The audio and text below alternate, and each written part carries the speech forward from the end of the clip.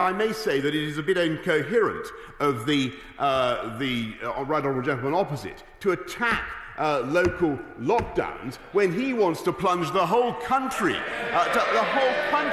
back into a damaging lockdown for weeks on end, and he has no clue about how he would propose to get the country out of that, does he?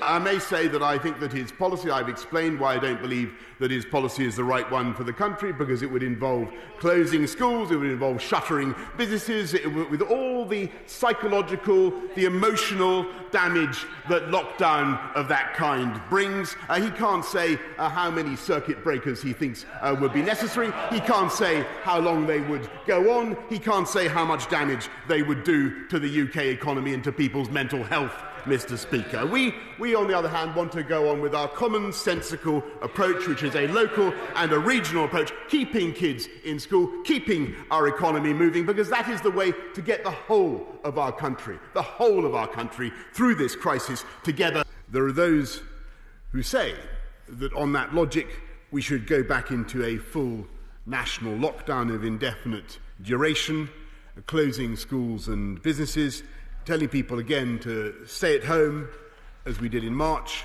once again shuttering our lives and our society. I do not believe that would be the right course. We would not only be depriving our children of their education, we would do such damage to our economy as to erode our long-term ability to fund the NHS and other crucial public services. I think it is the height of absurdity, Mr. Speaker, that he stands up and attacks the economic consequences of the measures that we're obliged to take across some parts of the country when he wants to turn the lights out with a full national lockdown, taking kids... That was his policy last week anyway, wasn't it? Perhaps he could confirm that's still his policy. Is that what he wants to do?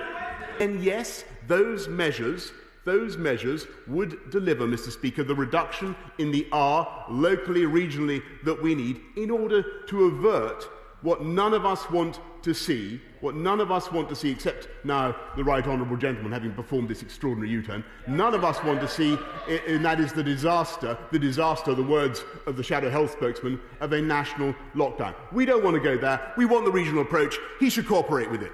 Yeah.